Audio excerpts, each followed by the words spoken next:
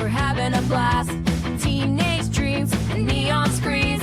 It was all bad and no one to me. Like, you know, it's like whatever. Together forever. We're never gonna sever. Laughing and sharing our stories clever. We'll take you back. It's like whatever. Welcome to Like Whatever, a podcast for, by, and about Gen X. I'm Nicole, and this is my BFFF, Heather. Hello. So I just returned from Florida late last night. Went down and hung out with the parents for a couple days. Lovely. We had a great time. We basically ate our way through my visit. Lovely, even better. Yes, lots of very, very good food. And they're members of the American Legion, so we had to stop by there every day. Now I have friends in there. I've been there enough that Nice. people know me and remember me. I got a lot of hugs when we left yesterday. When you go to retire down there, you'll have a place to go. Well, they gave me my dad's military document because as his daughter, I could join the American Legion. Oh, yeah. So they gave me the form I would need if I wanted to join one up here, which I don't know. Maybe in the future, we'll see. That'll be fun. Yeah. Yeah, we went shopping. Yeah. I bought a lot of clothes. Even better. It was very hard to get my suitcase closed on the way home, but I did it. Let's see. I saw a lot of cats. They have strays. And then the lady that lives next door, I met her cat as a baby last time I visited. So I had to go over this time and See it as a grown-up. see it as a grown-up, yes. Sure. Yep. Well, everybody down there has cats. I have no doubt. Everybody. And they're all like super crazy cat people like me. Well, And my dad has, 3 cats as of now, 2 kittens that they have out on their lanai. That's Right. what you call a porch in excuse Florida. you. And they're not in the house yet, but then they'll have 5. But they're one, Harry, he's a Maine Coon. He's up to 23 pounds. Big boy. Yes. And he has heart stuff that he gets medication for, but his heart doctor said his weight's just fine. That's good. He is a bit, like his head is huge, his feet are huge. They're big cats. Yeah. And he loves me so much. He makes me feel so good because whenever I go to visit, he comes running to me like a dog would. So excited to see me. Maine Coons are very dog-like. He wouldn't leave me alone the whole time. Like, he absolutely loves me. That one you stuck me with was like magic. Yep. So, yeah, we had fun. Good. Yeah. On the way down, I was listening to NPR, and they had a scientist on explaining why birds are dinosaurs Excellent. and that dinosaurs had feathers. Yes.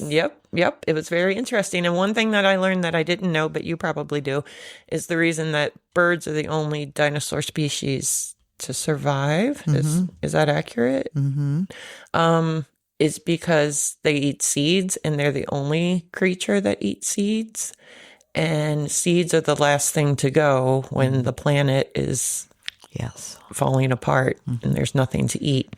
So they still were able to eat the seeds. Yes. And they also, originally, their wings were not for flying.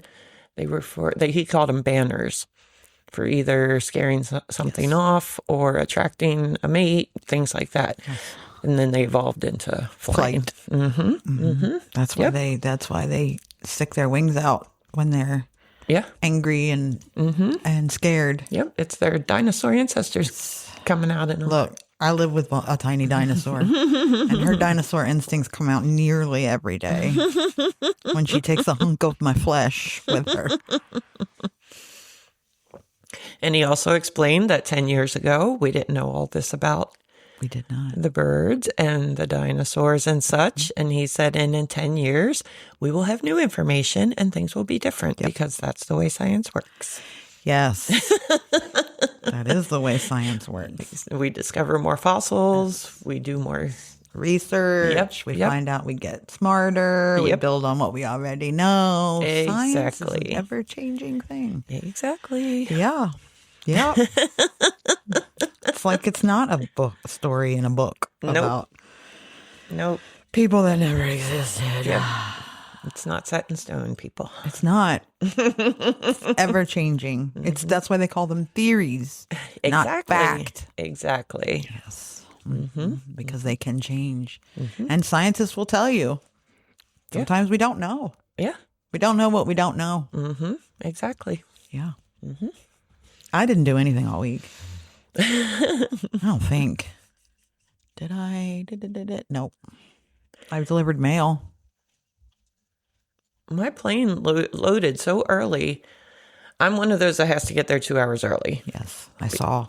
Because I stalk her on Life 360. Yes, because I have anxiety and I would rather sit in the airport for 2 hours than have something happen and I don't make it in time. So I got there and got through TSA real quick and found a bar and sat down and had an $11 draft beer. Holy Moses. Yeah. And then I was done and I still had an hour till my flight. So I was going to go find a little something to take on there to eat. Yeah. And I walked by my gate and there's a long line and people are getting on the plane. And so I went to the lady at the counter. I was like, is this flight boarding now? And she was like, yep. I was like, okay. No food for me. I was starving by the time I landed. I didn't land till like 9:30, maybe 9 o'clock. I don't know, somewhere in there. So I had to get some Arby's on the way home. I was going to have Arby's the other day, but it was so hard to get to. I was like, fuck it. I'm going to go to Arby's. Yeah. I've been craving some Arby's, though. It was good. What did I do? 0 things. I think the World Cup starts this week. I think so. USA plays Paraguay on Friday, I I heard. don't know anything about it. I don't either. I just heard it on the news. I know that at the Knicks game, somebody got booed pretty loudly. And then he was getting the finger as he was leaving because they lost. Yes. He jinxed it. Yes. You can't mess with a jinx. You cannot. No. No, you cannot. I know. Because I am the jinx for the Philadelphia Eagles, so I can never step foot in that stadium again. Yeah. I know. The first day I got to Florida, of course I was hungry when we landed. I'm always hungry. And we went to there's a lot of neat restaurants that are very kind of tiki style with outside seating and it's all open concept kind of stuff. So we went to one of those and I walk in and there is Eagle stuff everywhere. Nice. It was a Philadelphia Eagles bar in Florida. That's because everybody from Florida is from somewhere else. Yes, that is true. That is true. They're all from the north. Snowbirds. Typically they're from New York, but I think all the New Yorkers moved here. We're like the halfway stop. There's a lot of people down there from like Indiana, Ohio, New England, things like that. Yeah. You're on the west. Your dad's on the West Coast. Correct. Yeah. The golf. Yep. Yeah. Yep. I like the golf. Yeah, I do too. It's pretty. It's too hot. It was 97 degrees when I left. Oh my gosh. It's And too the hot there. humidity Yeah, they have is nuts. stupid humidity. Yeah, because the night before, it just out of nowhere, the sun's bright. It was kind of right before dusk, and it just downpoured with the sun out. Yeah. And then the next day it was 97. That means so it God was cried.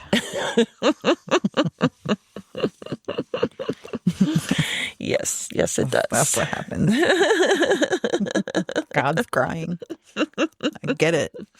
We're all crying, God. Yep. You could fix this, but no.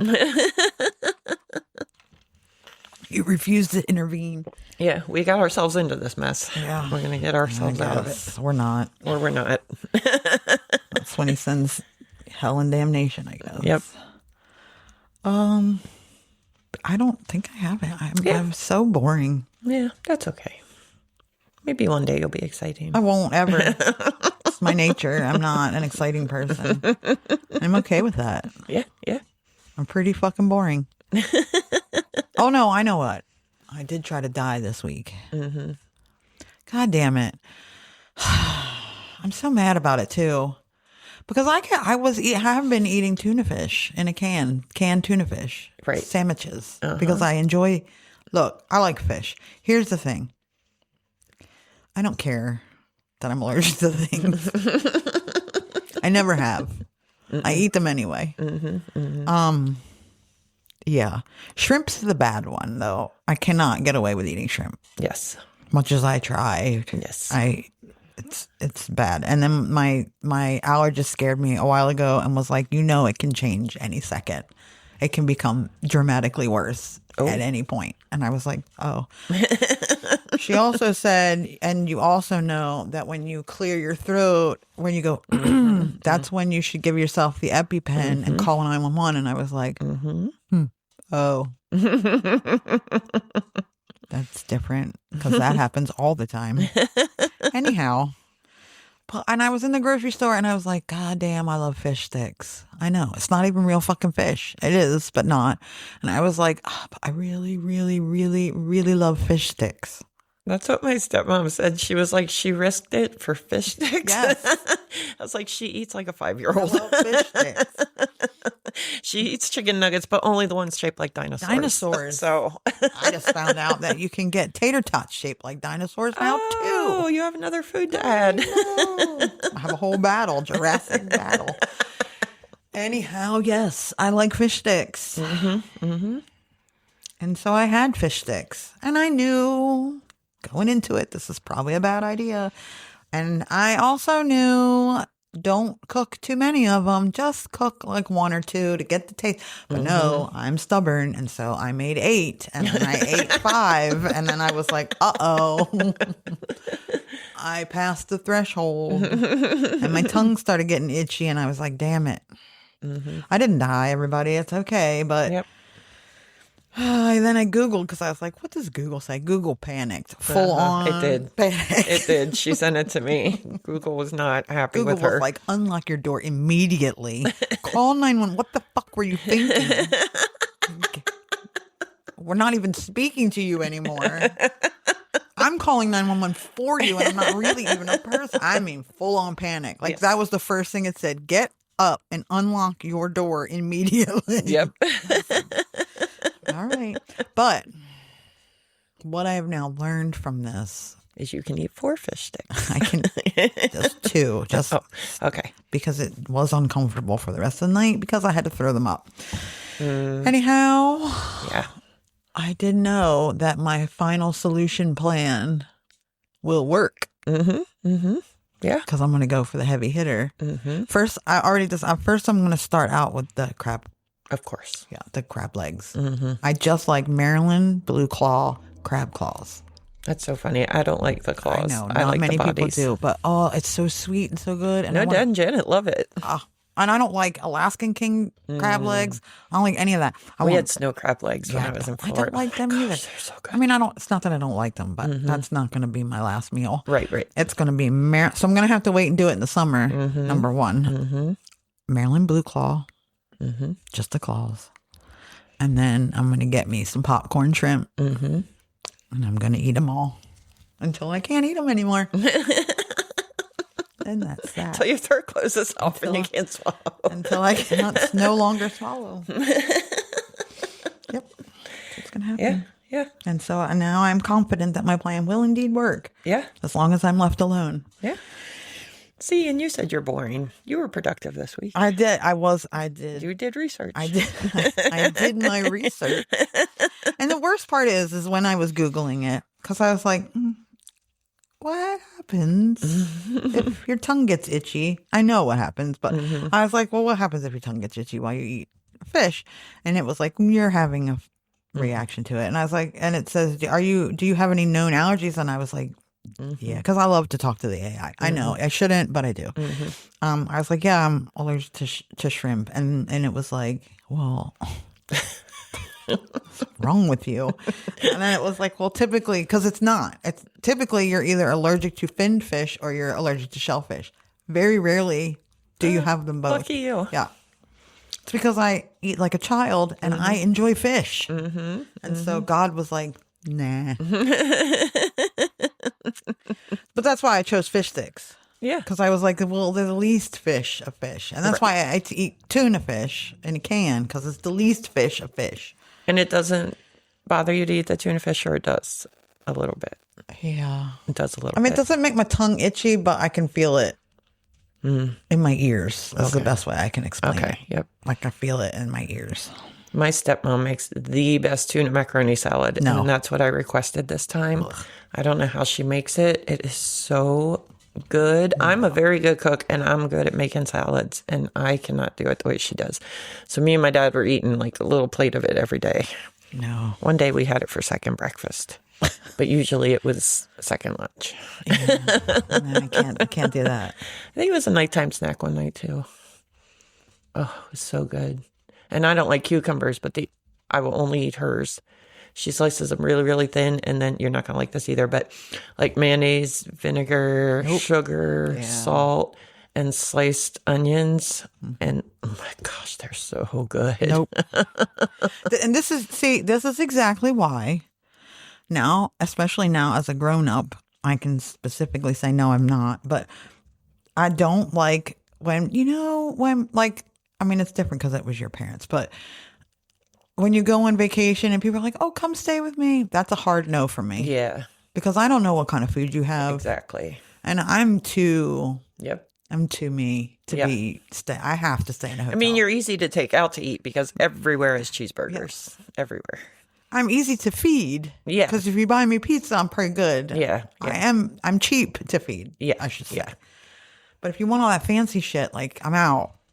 And then you never know what people have at their houses to like eat. And so it's a no-go for me. I'm not going to stay at your house ever. I mean, your house I would. Right. Because I'd be like, what the fuck is this? And have before. I would just get your pizza. Yeah. I was very upset with her ketchup situation. I'm sorry. I know. I do have the right kind now. That's good. All right. Enough about me and my ketchup issue. My tism. All right, before we get started, like, share, rate, review. Find us wherever you listen to your podcasts. We are on all the socials at Like Whatever Pod. Yes. We have a website, likewhateverpod.com. We are on YouTube, and I feel like I'm missing one, but except for send us an email at likewhateverpod@gmail.com. But I still feel like I missed one, but I'm sure. okay. You'll catch it up at the end. Yes. So it's my week. Yes. And I thought I would do something a little different. Okay. 'Cause I'm a little different. I'm a little teapot. So we're going to fuck around and find out about the concept of chosen family in honor of Pride Month. Yay. Yes. I But love it. First, I would like to say that if you're interested in stories about chosen family, our friend Pat Green has two very lovely books. Hearts of Glass, Living in the Real World, and Hearts of Glass, Fade Away and Radiate. And that is about found family. You should check him out. He does a lot of work with found family and He does. survivors of abuse and Yes. all the He things. does. Pat- Yes. Support Pat. Pat Green author. Yeah, Pat Green author. PatGreenAuthor.com. Yep. I just literally had it in Anyway, so I wanted to get that out of the way. Yep. Hey, it's Pat Green. Ever feel like your life is straight out of a Stranger Things scene, but the monsters were people and experiences? My Hearts of Glass books have that vibe of 80s nostalgia, minus the Demogorgons. Set in the late 80s, Fox Valley Mall near Chicago, it's a story of Cassie, a punk rock girl, Ford, a traumatized former child model, and Jenny, a preppy dreamer, all outsiders who band together. In the middle of neon and trauma, they discover a found family where none existed before. I wanted to capture that raw Gen X truth. After all those iconic John Hughes moments, real life still threw us curveballs. If you've ever craved a story about healing from trauma and growing up with heart, this could be it. Grab Hearts of Glass, Living in the Real World, and its companion, Hearts of Glass, Fade Away and Radiate, at patgreenauthor.com or barnstormerpublishing.com. It's available in ebook, audiobook, and paperback. Dive into an 80s time capsule with characters who feel like old friends. The concept of chosen family has become a central analytical framework in LGBTQ studies, queer theory, and contemporary social science. While the term is widely used today to describe non-biological kinship networks, its historical development is deeply rooted in the lived experience of LGBTQ individuals who came of age during the late 20th century. For Gen X, those born... Oh, we know that. Its chosen family was not merely a poetic metaphor or a modern identity trope. It was a structural response to political hostility, cultural invisibility, and the epidemiological devastation of the AIDS crisis. Gen X queers grew up in an era defined by silence, stigma, and the absence of institutional support. As a result, they developed kinship systems that were improvisational, interdependent, and profoundly resilient. So I also wanted to do this because, so as we know, growing up as a goth, you kind of move towards the gay. I feel like the gay, and I will talk about it later, but the gay community and the goth community kind of go hand in hand together, because it's and I also think it's important to understand that, you know, as Gen Xers, we were all probably trying to find family because Yeah. we didn't have any. We did, but Yeah, we did, but we were kind of coming out of where people just spent all their time with their families. Yes. I feel like. And because we were just left to run Wild. free and do whatever we wanted to do. So we weren't necessarily home doing all that family stuff all the time. And you know, it's funny because you say that, and yeah, like, you know, back in the 50s, it was family dinners and every night, and then we were kind of like roaming the streets with our friends. Yep. Chosen family. Yes, exactly. And I remember as a little kid, we were still maintaining those holidays. You know, we'd go to Jersey and see my family and things like that. But that really died off by the time I was like a preteen. Yeah. And I didn't, all these cousins and aunts and uncles I was so close to, I just didn't see them anymore. I'm lucky in that my mom's family, it's small. Like they just have one cousin. Right. So, Yeah. and when her parents died, they really made an effort to stay in touch. Right. And they still do. Yep. So, to understand the significance of chosen family for Gen X, it's necessary to situate their adolescence with the socio-political and cultural landscape of the 70s through the 90s. This period was characterized by limited LGBTQ representation, widespread homophobia, and the absence of legal protections. Queer Gen Xers grew up in a world where their identities were rarely named, often pathologized, and frequently punished. In the 70s and early 80s, LGBTQ characters in mainstream media were scarce and typically portrayed as tragic, villainous, or mentally unstable. Positive representation was virtually non-existent, as queer characters were often coded rather than explicitly identified, leaving young viewers without clear mirrors for their identities. The absence of representation created a developmental environment in which many Gen X queer youth lacked language for their experience. The few portrayals that did exist were often sensationalized or moralizing. Television movies about gay men frequently ended in death, violence, or despair. Lesbian characters were depicted as predatory or mentally unstable. Trans characters were almost entirely absent, except as punchlines or plot twists. This cultural erasure shaped the internal landscape of queer Gen X youth, who often grew up believing they were alone. And that's another thing, like, and I know I'm guilty of it. Not anymore, but like you just all the time things were gay. Yeah. Like that's so gay. I mean, I still use it now, but I think I say that sounds gay. I'm in. Yeah, and you just reminded me with saying with the representation and then how it was just kind of a mockery if it was anywhere. I watched a lot of old people TV while I was at my dad's, which is always fun because I don't watch it on my own, but I remember all of it. And we watched an episode of MASH, which I have stated on here before might be my favorite episode of all time. And Klinger was a funny character, but he dressed like a woman, so he would seem crazy. Yes. Yep. So yeah, it's boo on that. Yeah. I mean, it was always transgenders were always the joke. Yeah. Gen X was the last generation to come of age before the internet. Without digital communities, queer youth relied on analog methods of self-discovery and community formation zines, underground newspapers, classified ads, record stores, and the occasional LGBTQ shelf in a library. Queer youth in this era developed subcultural literacies that allowed them to identify with one another through subtle clues, shared aesthetic, and coded language. For many, the first glimpse of queer life came from unexpected sources. A copy of The Village Voice found in a bookstore, a punk zine with a queer contributor, a music video featuring gender non-conforming performers, or a whispered rumor about a gay bar in the next town. These fragments of information were lifelines offering glimpses of a world beyond compulsory heterosexuality. We're also different here because we have a huge, and have always a huge gay community in Rehoboth. Yes. So we are also a little different here because it wasn't as hidden.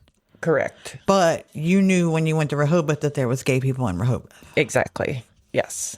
But there was drag shows everywhere. There were. Yeah, and clubs. Yeah. I don't think there are any gay clubs there anymore, are there? There's no clubs. Yeah. They don't do that anymore. Oh. It's all bars. Yeah. And the Blue Moon just got sold. I heard. Yeah. That blows my mind. That's been there since we were kids. Yeah. The political climate of the 80s was marked by the rise of the moral majority, the family values movement, and the Reagan administration's refusal to acknowledge the AIDS crisis. Schools offered no protection for LGBTQ students, and many queer youth faced bullying, harassment, or expulsion. Conversion therapy was widely practiced and often encouraged by religious institutions. And it still is.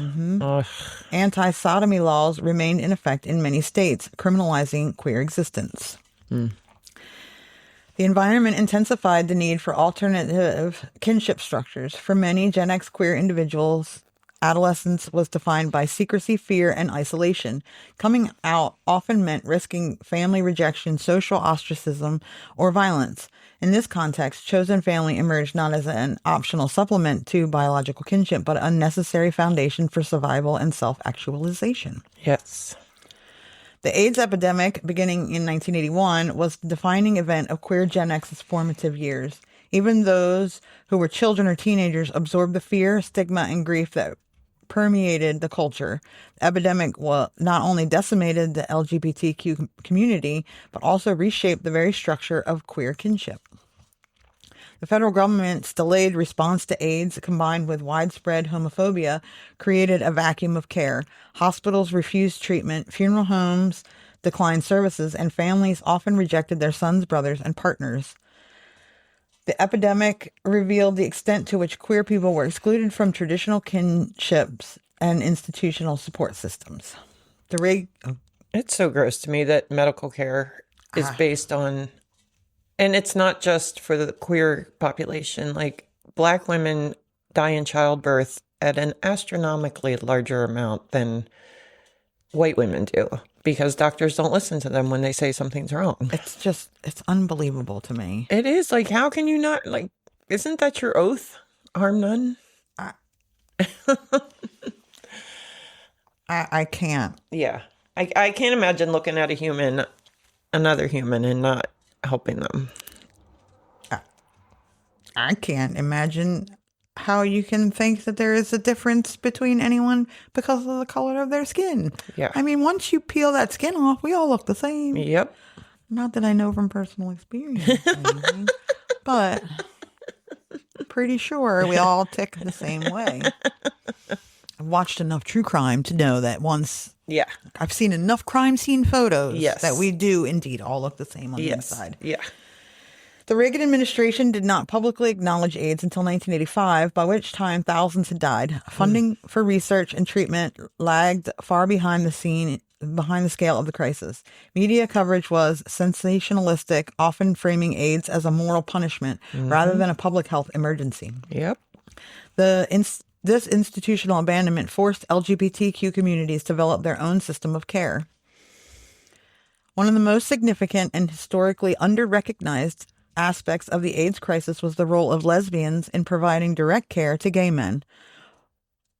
Oral histories, ACT UP archives, and community health records consistently document that lesbians served as primary caregivers, organized home care networks, staffed early AIDS clinics and hospice programs, provided transportation to medical appointments, advocated for hospital visitation rights, often offered emotional and legal support, and participated in direct action campaigns demanding research and funding.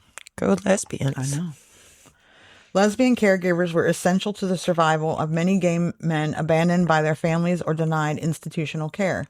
Their labor was rooted in feminist healthcare organizing traditions from the 70s, which emphasized community-based care, bodily autonomy, and mutual aid. Lesbian caregivers often worked in teams, rotating responsibility to prevent burnout. They developed systems for medication management, meal preparation, and emotional support. Many provided end-of-life companionship, ensuring that no one died alone. Their contributions were not only practical, but also profoundly emotional, offering dignity and love in the face of widespread stigma. In San Francisco, lesbian volunteers formed structured caregiving teams through organizations like the Shanty Project and the Women's AIDS Network. These teams provided daily home visits, medication management, meal prep, hospital advocacy, and companionship during end-of-life care. Many gay men reported that their lesbian caregivers were the only family who stayed. The Women's AIDS Network, founded in 1983, trained volunteers in home-based care, grief counseling, and patient advocacy. Their work was grounded in feminism, principles of collective responsibility, and community empowerment. As one volunteer recalled, we weren't just caregivers, we were family, and we were the ones who showed up. The ACT UP Women's Caucus played a central role in demanding research on women and AIDS, supporting gay men in clinical trials, organizing direct actions, and providing emotional and logistical support to caregivers. Their activism expanded the definition of chosen family to include political kinship. Mm-hmm. Women in ACT UP challenged the male-dominated medical establishment, fought for inclusive research protocols, and provided essential labor within the movement. Their contributions were often overshadowed by the more visible actions of male activists, but their impact was profound. As the women of ACT UP were the backbone of the movement. That's really cool. I don't think I realized all that. I didn't. But we would have been too young to really have known that back then. Yeah. During the height of the epidemic, chosen family networks functioned as medical support systems, emotional support systems, legal advocates, grief networks, and housing networks. For Gen X queer individuals witnessing this, whether as young adults or adolescents, the lesson was clear. Family is defined by care and not blood. Yep. Chosen family became the primary site of mourning, caregiving, and community resilience. Funerals were often organized by friends rather than relatives. Wills were drafted with chosen family members as beneficiaries. Hospital visitation lists were filled with partners, friends, and caregivers rather than biological kin. Nice. The epidemic reshaped the very meaning of kinship within the LGBT community. AIDS forced queer people to reimagine the boundaries of family, community, and political solidarity. For Gen X, these reimagined boundaries became the foundation of adult life. Let's do your thing now. Okay. Because Larry cured to your light, we're laughing through her teenage plight. So grab your snacks and brace your soul, 'cause middle school madness out of control. All right. So today in my diary, we are at April 27th, 1985. And I'm feeling like maybe I was hitting puberty around this time because this one's about a boy too. Oh. Well, firstly, dear diary. Dearest diary. Today, my sister was queen for Angie's parade. She got a sash that said Frenchie's Dock and a flower. Huh. Mm-hmm. What parade? You don't remember. Parade for Angie. Angie gets her own parade? I guess. And your sister gets a crown for it? Yes. interesting. Kind of. I don't know what you people did up there. Must be a Kent County thing. Well, she got a flower too. You were in Sussex County. Huh? You were in Sussex County. I lived in Sussex County. Yes. Yeah. Yes, I did. Scott also gave me a love tap. He hit me in front of everybody. That's not a love tap. Well, that's what we used to teach our girls. If a boy hits you, then he likes you. Yep, and there it is right there, my little 12-year-old self. That sums up everything you need to know. Yeah. And then there's just a whole bunch of Nicole loves Scott all over the page. But we just loved, who do we love last Philip. week? Philip. We did. Yeah. God. Yeah. We're so fickle. Yeah. I was flying through them back then. I was a little boy crazy when I was younger. I was trying to be a boy. Then I was doing everything I could to not be a girl. I mean, not for real, but Right. I was a tomboy. Yes, you were. Full on. Oh, yeah. Definitely. Yes. There was no girliness in me. Nope. I don't know. I would try to put makeup on, and much as if I were to do it today, I would look like E.T. in his costume. It still freaks me out when you get your nails done. I know when I found this girl, and she's not sending me a message back. I'm going to have to try again. She is a goth girl. That She does nails, and you should see some of the nails she's been putting out. That's and I'm perfect like, for I you. need those so bad because I can't grow my nails because I'm a nail biter. Because I'm not girly at all. No. Even when I wear skirts, I have to wear shorts under my skirts. And Doc Martens. And Doc Martens. Yes. I don't even know how to walk in heels, guys. I don't. I look like an idiot. I look like an ogre. While queer communities built internal care networks during the AIDS crisis, another movement emerged that reshaped the relationship between LGBTQ individuals and their biological families. PFLAG, Parents, Families, and Friends of Lesbian and Gays. For many Gen X queer people, PFLAG represented the first visible example of parental support, advocacy, and public affirmation. Its existence challenged the assumption that biological families were inherently hostile or incapable of change. PFLAG began in 1973 when Jean Manford, a schoolteacher from Queens, marched with her gay son Morty in the Christopher Street Liberation Day March. She carried a sign that read, "Parents of gays, unite in support for our children." The response was immediate and overwhelming. LGBTQ marchers approached her in tears, asking if she would speak to their parents to help them come out. Manford's simple act of solidarity revealed a profound need for parental support networks. Yes. The first PFLAG meeting was held shortly afterward in the basement of a church in Greenwich Village. Only a handful of parents attended, but the organization grew steadily throughout the 70s.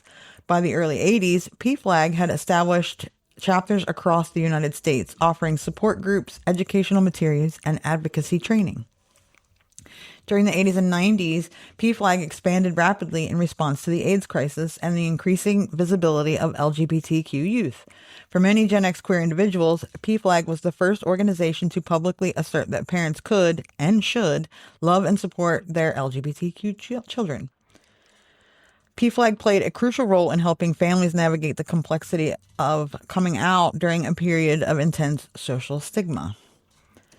They provide support groups for parents struggling to understand their children's identities, educational workshops on sexual orientation, gender identity, and HIV/AIDS, advocacy training for lobbying schools, hospitals, and legislators, grief support for families affected by AIDS, community outreach to religious institutions, schools, and workplaces. PFLAG's presence at pride marches, often with signs reading, "I love my gay son," or "I'm proud of my lesbian daughter," offered powerful counter-narratives to the rejection many queer Gen Xers experienced at home. PFLAG NYC became a central hub for parents navigating their children's diagnosis. The Children's Support Group... The chapter organized support groups for grieving parents, advocated for hospital visitation rights, and partnered with ACT UP to demand better medical care. They also provided public testimony in favor of non-discrimination laws and safe school policies. For many Gen X queer individuals, PFLAG NYC demonstrated that biological family could evolve and that chosen family could include parents who learned to show up. As one parent recalled, PFLAG taught me how to be the mother my son needed, not the mother I thought I was supposed to be. Mm-hmm. So also, I think PFLAG also helped because those who did not have supportive parents could go to Yes. PFLAG parents, Yes. and they would be adopted. And there are still, I love the parents that go to the pride marches and wear the free hugs. Free hugs, T-shirts. free mom hugs. and- Yeah. I think that's so sweet. Yeah.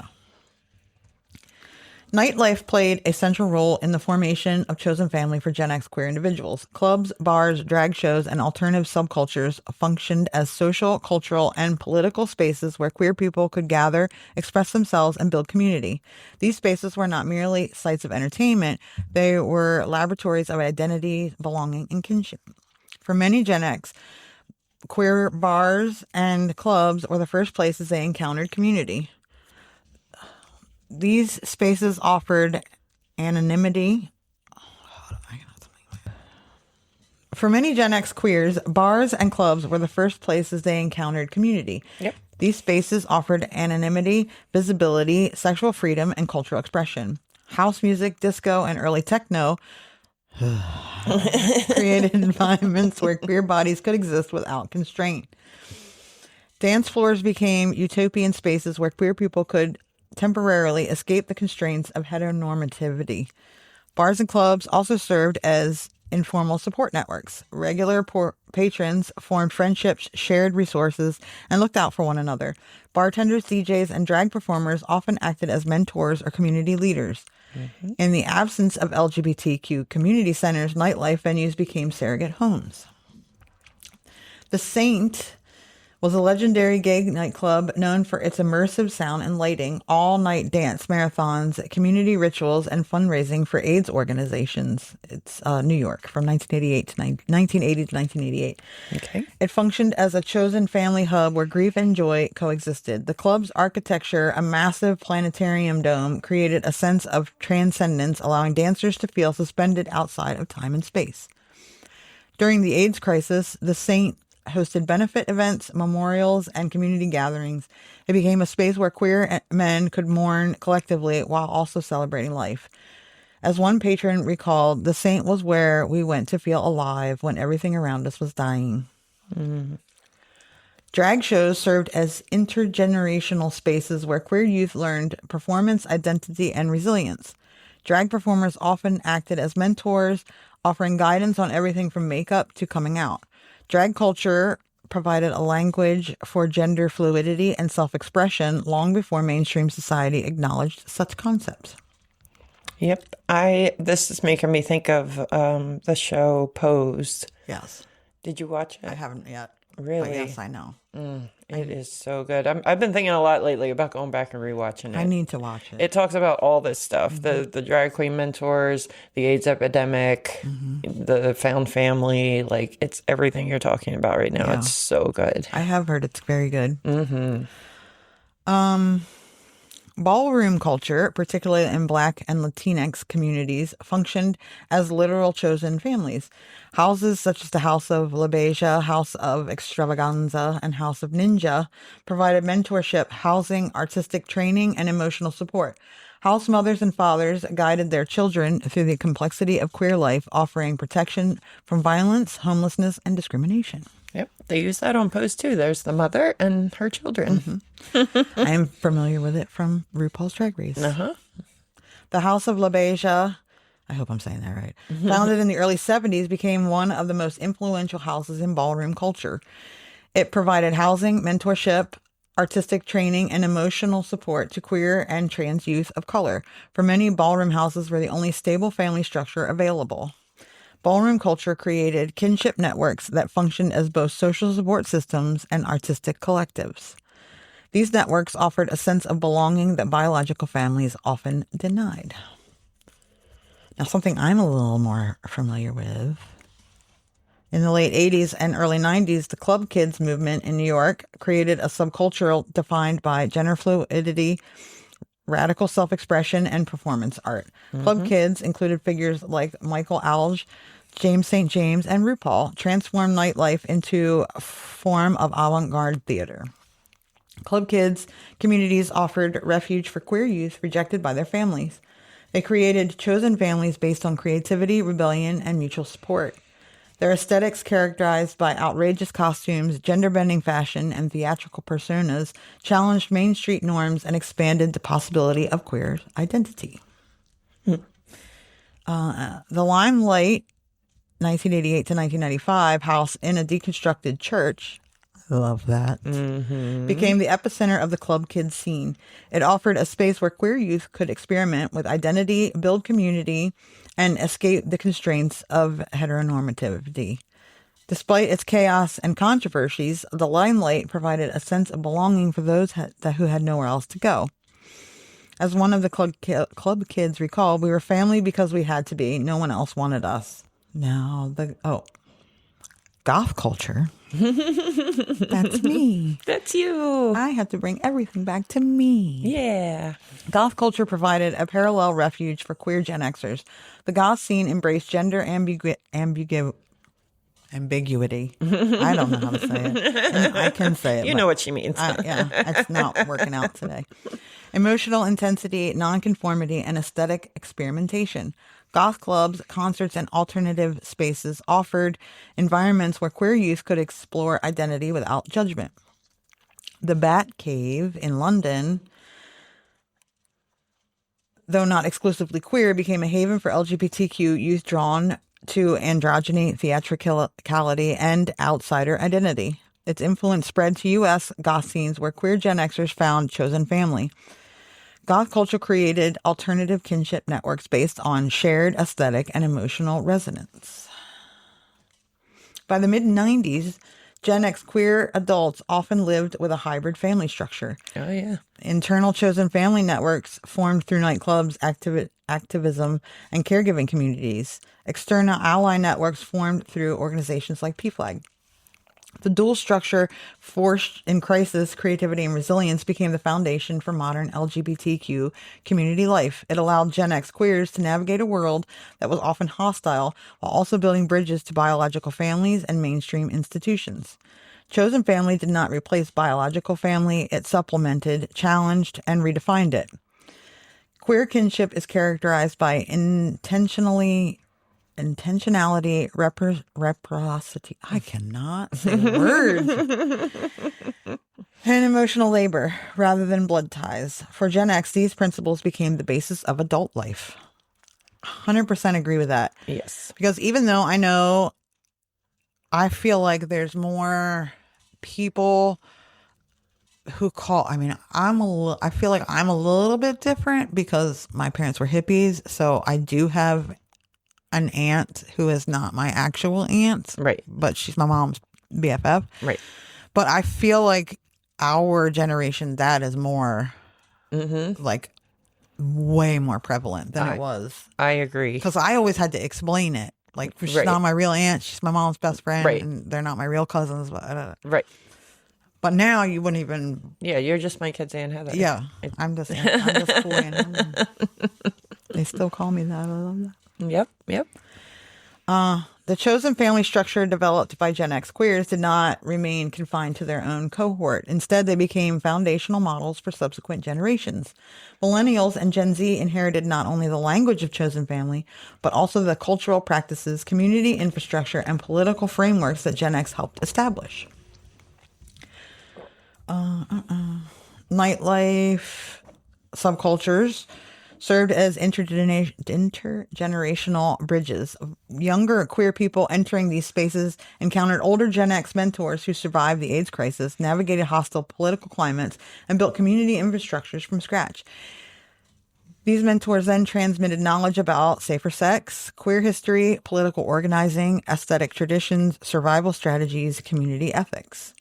I love that became like its own culture, and they passed down their own. And that's exactly what I feel like our job as Gen X is. We're not like out there burning bras in the street. And everybody's always like, well, where the hell is Gen X? Why don't they? I feel like that our job was to make the next generation Right. do it. Right. Like underground. Like we built the platform. Right. And we raised children to get on that platform and scream it. Yes. And I think that the open-mindedness of a lot of Gen Xers broke a lot of stigmas and kind of helped to bring down those walls a little bit too.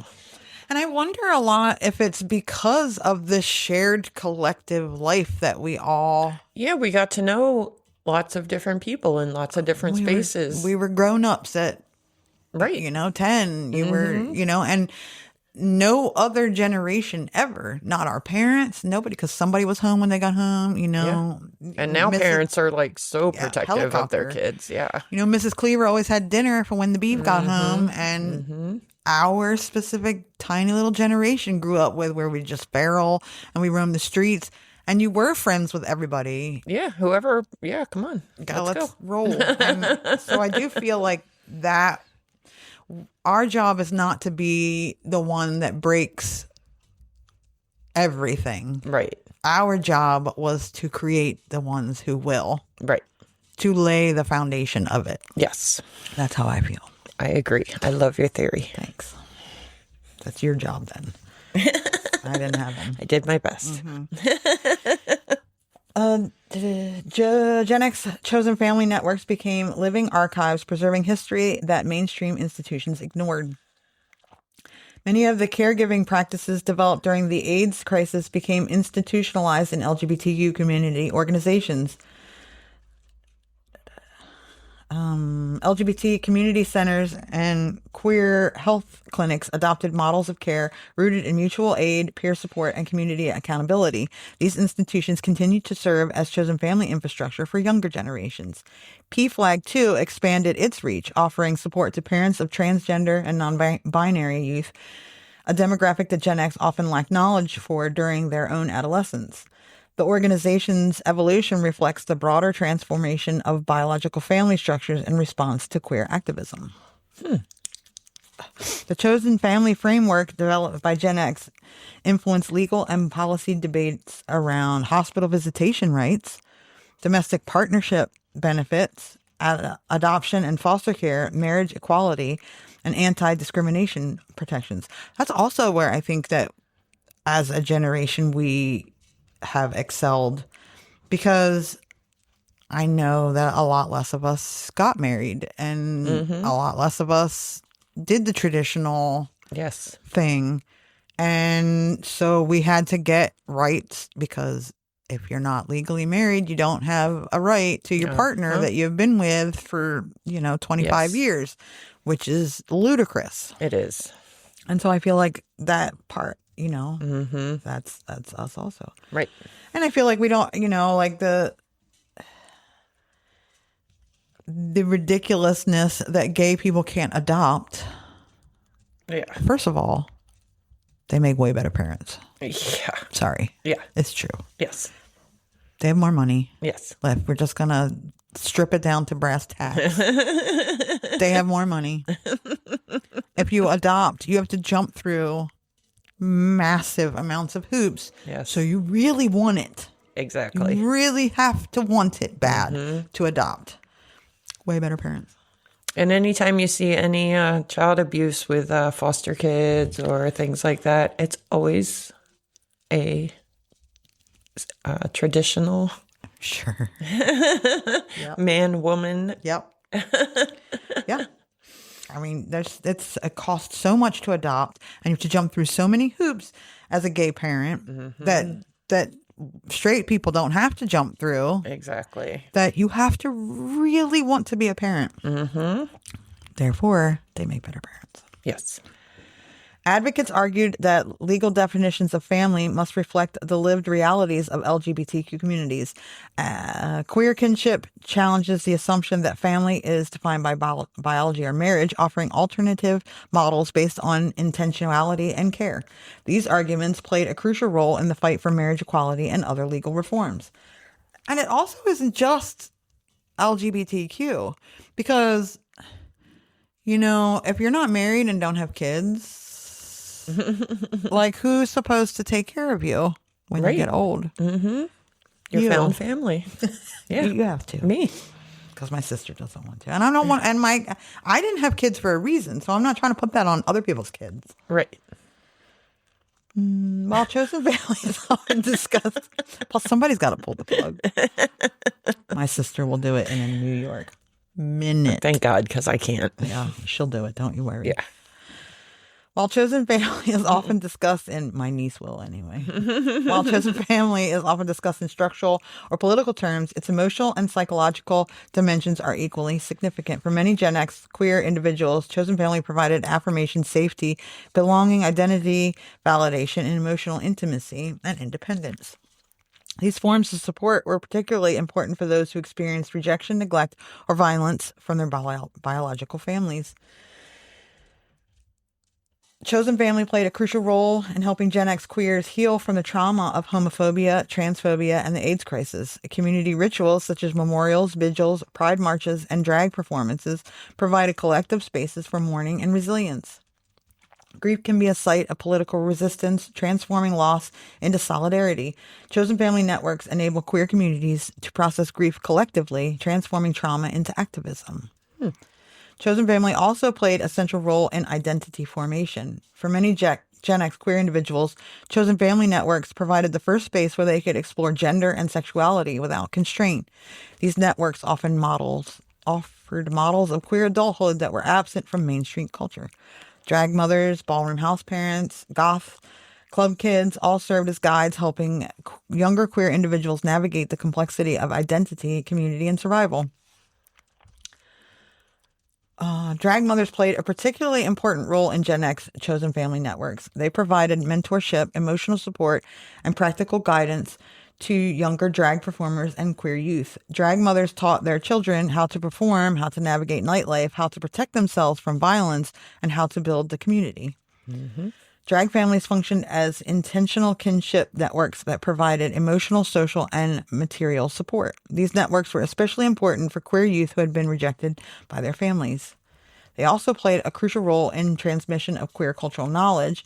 They preserved traditions, aesthetics, and performance styles that might otherwise have been lost or stolen by Madonna. Their mentorship helped sustain drag culture through periods of political hostility and cultural marginalization. Chosen family remains a central concept in contemporary LGBTQ life. Millennials and Gen Z have adopted and expanded the concept, integrating it into digital communities, polyamorous networks, queer platonic partnerships, and mutual aid groups. I love it. The COVID-19 pandemic, like the AIDS crisis before it, highlighted the importance of non-biological kinship networks in times of crisis. Mm-hmm. Younger generations have developed digital chosen families through social media, online forums, and virtual communities. These networks provide support, affirmation, and connection for queer individuals who may lack access to LGBTQ spaces. Mm-hmm. As LGBT communities continue to face new challenges, from political backlash to public health crisis, the lessons of Gen X chosen family remain vital. They remind us that family is not defined by blood or law, but by the people who show up, care for us, and help us become who we are. And then I just wanted to give three resources. Okay. Of course, the Trevor Project. Mm-hmm. Their crisis line is 1-866-488-7386. And text and chat available at thetrevorproject.org. The Trans Lifeline is peer-run support line for trans people, 877-565-8860. And in Canada, 877-330-6366. Okay. SAGE, which is the Service and Advocacy for LGBTQ Elders. That is support for LGBTQ adults over 50. Oh, I know. look at us. They have a hotline, 877-360-5428. PFLAG, local chapters you can find at pflag.org. LGBT National Help Center hotlines, chat rooms, and peer support. Youth Talk Line, 800-246-7743, and National Hotline, 888-843-4564. The Black Line, support for Black LGBTQ plus people and survivors of violence hotline, 800-604-5841. Most cities have community centers offering counseling, support groups, and HIV testing. And you can find them, I'm sure, if you just Google them. I didn't want to go through every state in the... But I'm sure that if you go to these other places, they will more than happily help you out. Yes. To find your local resources. Yes. So that is that about... That was awesome. Thank you so much. Yes. I loved learning all of that, all the things that I didn't know. Yes. You did a great job. Thank Thanks. I just, I feel like Gen X was really integral in all of that and creating that family isn't just family. Like anybody can be. you. Yeah. Yeah. And prior to us, people didn't come out. No. You weren't openly gay. No.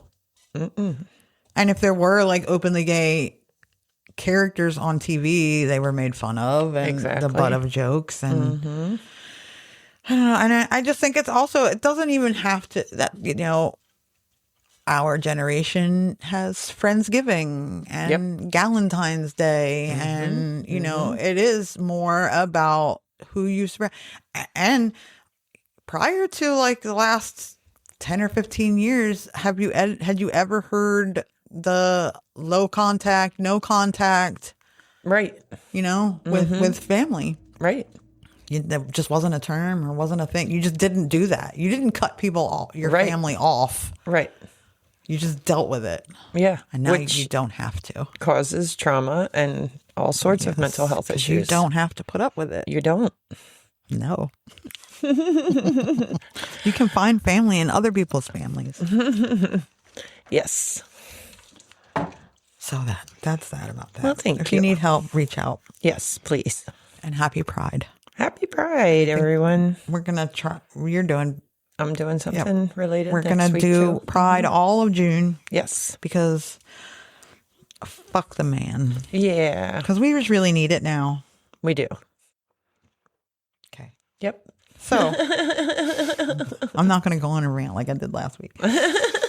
I won't do it. You can find us on all the socials at Like Whatever Pod. You can find us where all of the podcasts live.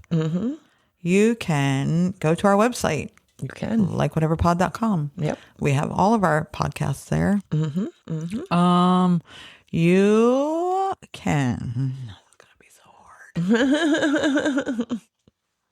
Send us an email about.